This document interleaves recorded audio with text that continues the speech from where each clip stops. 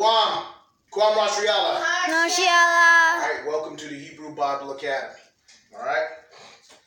Today we're going to be covering Psalm 28. Okay. Getting the word out. Okay. Laboring in this truth to wake up our people. Okay. Please subscribe, watch our videos, and help us. Okay. All right. You're welcome to copy the videos. The main thing is getting the word out to wake up the hopeful elect. Okay. The men of the Most High. The Israelites, as it tells us in Revelation chapter 7. Okay, so we can get this 144,000 of each tribe, all right, of the tribes of the 12 tribes of Israel, to get them sealed. Okay, so the Most High can send His Son and deliver us out of this wicked satanic world. Okay, all right. Without any further ado, let's go ahead and get to the lesson. To you, O Most High, our power, I call.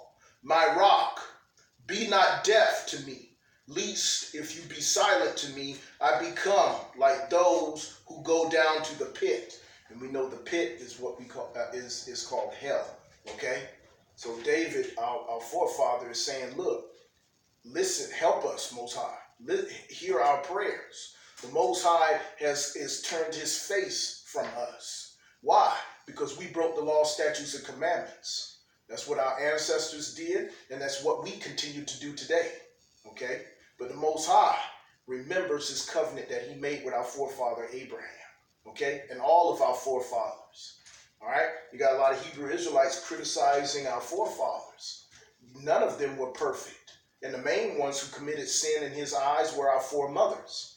But it was because of our forefathers and their courage to follow the Most High, okay? It's because of them the Most High remembers His covenant that He made with us. Okay, that He blessed Moses, to deliver us out of Egypt. Okay, and we're in another Egypt, which is Babylon, America. Okay, so it's spiritually America. America is spiritually Babylon, Sodom, and Egypt. All of these things rolled up into one.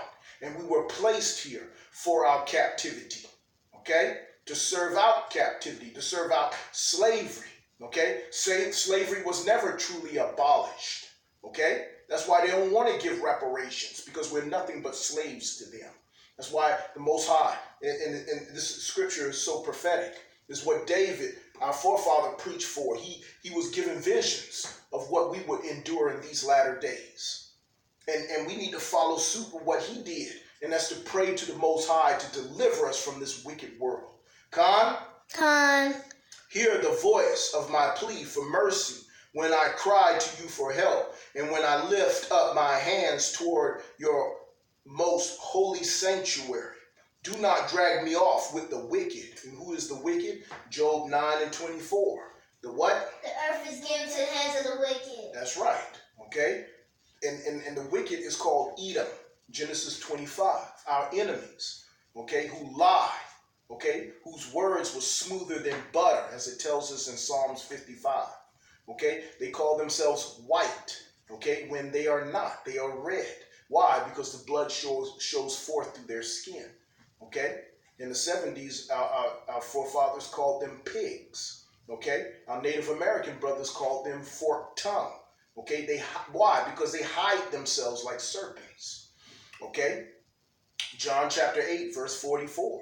Okay, for they are like their father, the devil. You know what? Let's go ahead and get that. All right, so let's turn to John 8, and then we'll get back to the lesson. That's right. We're going in the Spirit. The Spirit of the Most High has been moving and helping us and waking our people up. John 8:44. And this is a message to our enemies. Okay? So, Psalms 28 is a message to our people. All right? But this is the message to our enemies. You are of your father, the devil, and your will is to do your father's desires. He was a murderer in the beginning and does not stand in the truth, because there's no truth in him. Okay? And who is the father of the wicked? Satan. All right? Point blank period. Okay? The wicked comprise of the women, okay, and Gentiles who rule this world. Okay? I've been bringing it out. Okay? As well as other brothers. All right? And one of my favorite brothers is, his name is called the Destroyer of the Gentiles. But, that brother, he did a great lesson on exposing the wickedness of what women be doing. Okay? That you can't go anywhere without dealing with a woman that's in charge of every government institution, agency, and corporate business. Everywhere you go, there's a woman in charge. Okay? So right in line with what white people at the helm of everything. Okay? Psalms 83. And then you have the Gentiles, the Arabs, and the Chinese, and the Japanese, all of that. Okay? So we're surrounded by devils, as it tells us in Revelation 18. A habitation of devils. And that's why the Most High is saying, look, we need to flee from her. And the Most High is telling us how we need to do that. David is telling us how we need to do that. We need to call upon him and trust in him. Okay? There's no amount of prepping. You got these doomsday preppers. You got all this foolishness. Okay? You can't trust in material things. Why? Because material things will not last. Okay? What will last, what is eternal, is our spirit, and which is spiritual. And that's why I like the brother with IS Nation. He always says, look, be spiritual. And that's on point. Because how else are we to defeat the wiles of the devil? You see what I'm saying? Ephesians chapter 6. Okay? Prince and principalities. We had to take on the whole armor of the Most High. You see that? And Christ was bringing it out in Matthew 4 by using scriptures. That's how you cut down Satan and obeying the Most High. Cleave into him and let him trust in him. You see, and one thing I realize in my walk in this truth is no matter how much we go through trials and tribulations, the Most High is always doing something to uplift us in our captivity and showing us that he loves us. He just wants us to turn to him, and all of our needs will be taken care of. Okay? Do not drag me off with the wicked, with the workers of evil. And I read that in Job 9:24. Who speak peace with their neighbors while evil is in their hearts.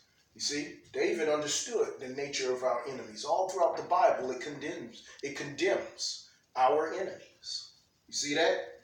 Give to them according to their work and according to the evil of their deeds. You see that?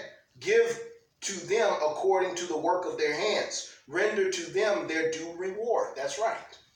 I was talking with a white woman the other day. You see, you can find out a lot by talking to wicked people. Okay? Why? What Christ said, be harmless as doves, but wise as serpents. You see, not that we are serpents, but he is telling us how to deal with these serpents. You see? So I was finding out from this white bitch what is going on. And she mentioned how DC had flooding and all of that. And I was mentioning how, yes, I'm hearing about all of the unnatural disasters that are plaguing America and around the world. They're suffering, as we speak, they're suffering the plagues of Egypt.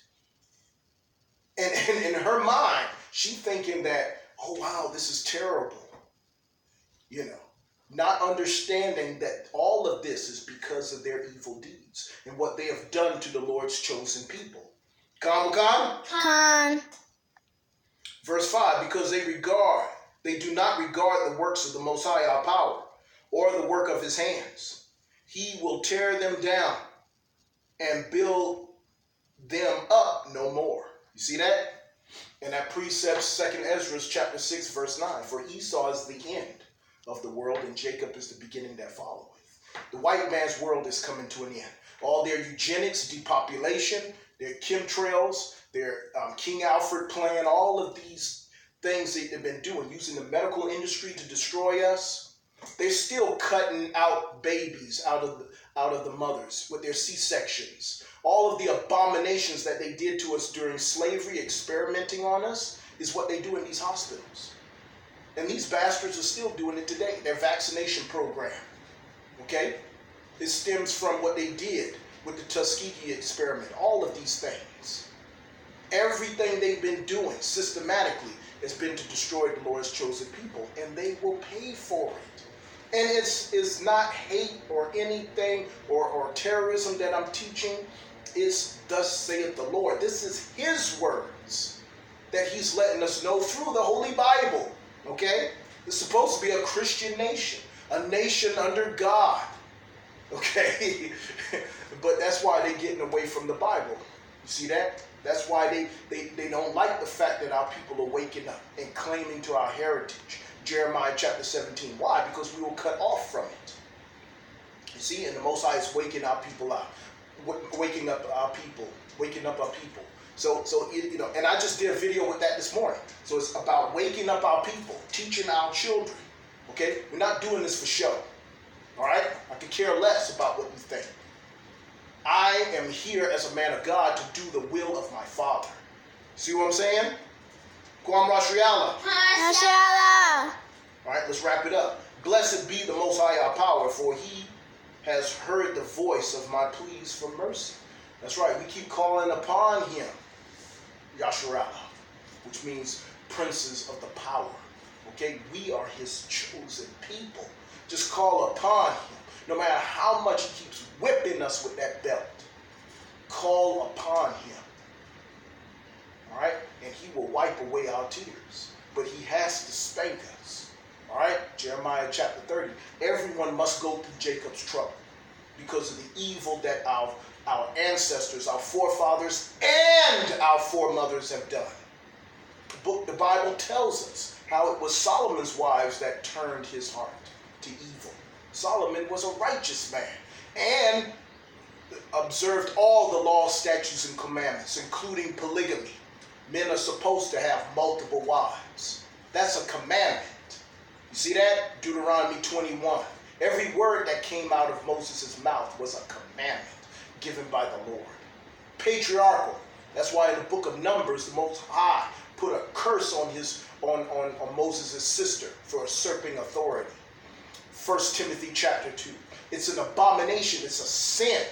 It's blasphemy for a woman to usurp authority over a man or to have any rights or leadership.